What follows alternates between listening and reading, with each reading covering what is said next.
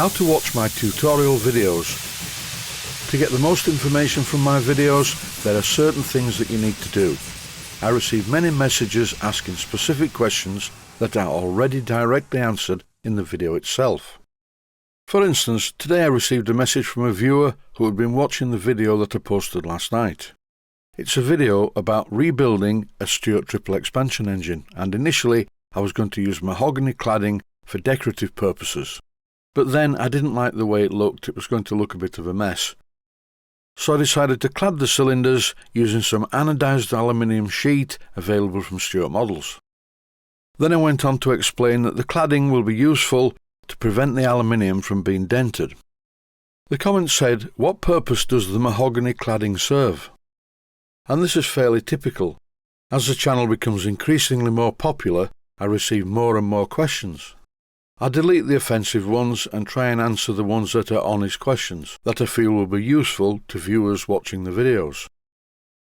Quite early on in the life of my YouTube channel, I made a series called Model Engineering for Beginners, and it really does start at the beginning. And to my surprise, I am still getting a constant barrage of questions that have already been answered, often more than once, in this series. And I also made a series called Steam Engines for Beginners. You can guess what that's about, and it's packed full of very useful information.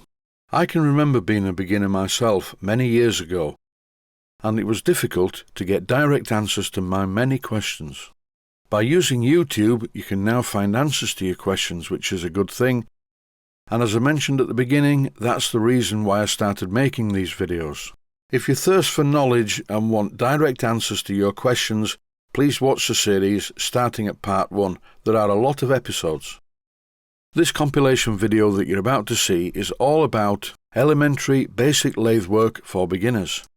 Stay healthy, thanks for watching, and I do hope that you get some useful information from the video that follows. All plain turning lathes are basically the same. They all have the same components. This is my very own, very old Boxford lathe. It really does need a good coat of paint, and one day I will get round to it. Having said that though, it works very well indeed, and is very accurate. Here is a list of the components at the headstock end of the lathe. And in the middle we have the saddle, which traverses up and down the bed. The saddle holds the cross slide and the tool post, and it has a lever to engage the lead screw, which makes the saddle go from left to right or right to left, depending on the setting of the tumbler gears. This is the tumbler control, which makes the lead screw revolve in each direction.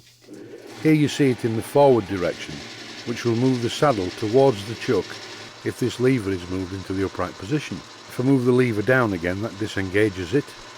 Reverse the direction of the chuck, move the lever back up, and the saddle goes in the opposite direction.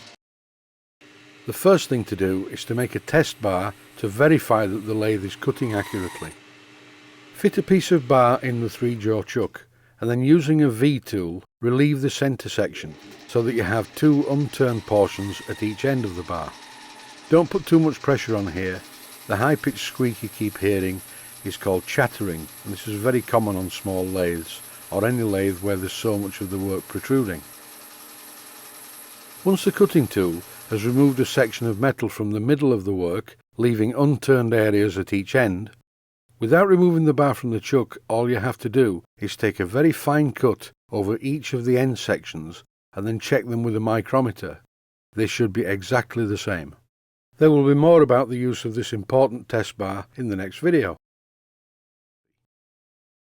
If your lathe is not accurate, it will be very difficult to make anything accurate on the lathe. So you need to carry out some simple tests to find out how accurate your lathe is. This first one is the tailstock test. If you put a parallel centre in the chuck and a Morse taper centre in the tailstock and bring the points together, the 2 points should be exactly in line with each other. If they aren't, some adjustments will need to be made.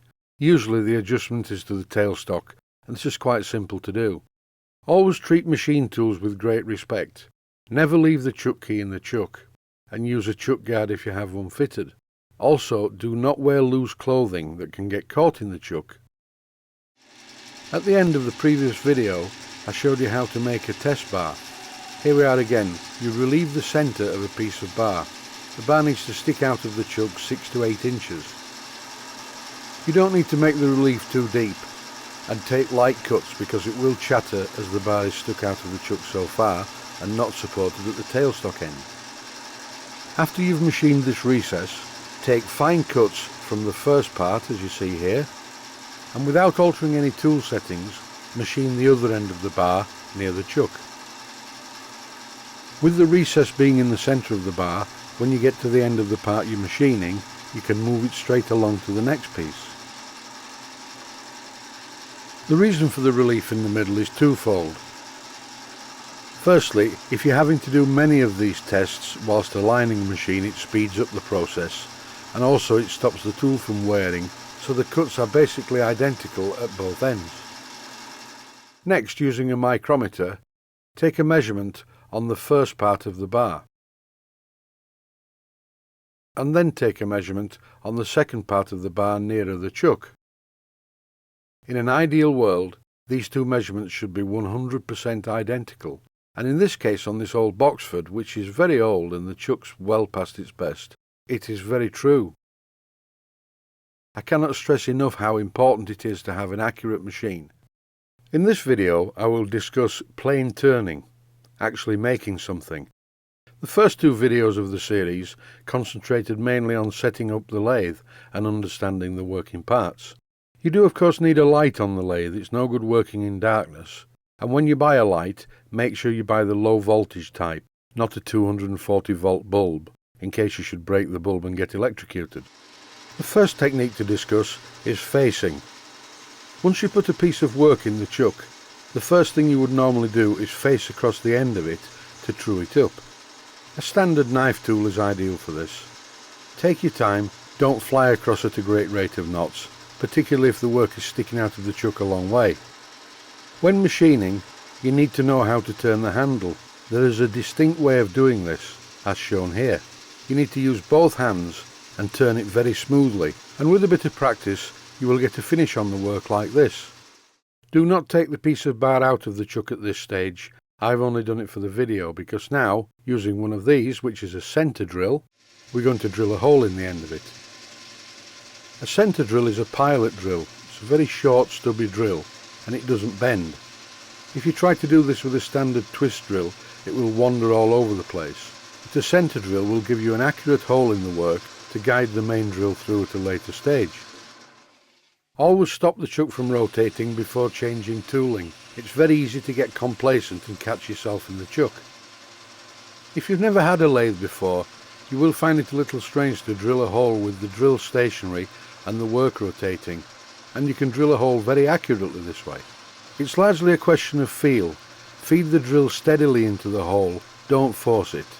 And as the drill gets deeper into the hole, withdraw it frequently to clear the chips. This video covers the use of backgear and reaming, as well as some handy tips for general machining. Here you see me machining a piece of brass bar, and this piece of brass bar is too far out of the chuck. So to show how flexible it can be, I loosened the tool and took a deep cut, so watch what happens. You can see the bar jumping up and down as it bends. This is definitely not good practice and definitely not recommended. It was just to show you that the piece of metal looks very strong, but over this length it's very flexible, and too flexible for an accurate cut. For the purposes of this instructional video, I will leave the piece of brass sticking out from the chuck a long way, and just take light cuts. I initially turned down the piece of brass to 1/2 inch in diameter. I now need to machine the end of it down to 3/8 in diameter to fit in a hole in a gas burner that I'm making. This is a gas jet venturi pipe. After a while, you will get quite close to the finished size by eye and experience, but either way, use the micrometer regularly to check that you haven't gone undersize. Initially, it's a good idea to set the micrometer slightly larger than the finished size that you want, so that if you do think you're going undersize, you may be lucky and find out that you haven't done. From a beginner's point of view, simply take the piece of brass out of the chuck and cut it off with a bandsaw or a hacksaw from the main piece of material. Then put it back in the chuck the opposite way around to where it was originally and machine off the messy end where the saw cut has been. Parting off on small machine tools can be a bit of a problem for the beginner. You definitely need to have the correct cutting tool, and you need to have a little bit of technique in order to use it. please take the time to visit my Mainsteam Models website and click on the section of the website that says Video Playlists. And by doing that, you can find other videos that you may like to watch. And by using the playlists, you can actually watch the videos back to back.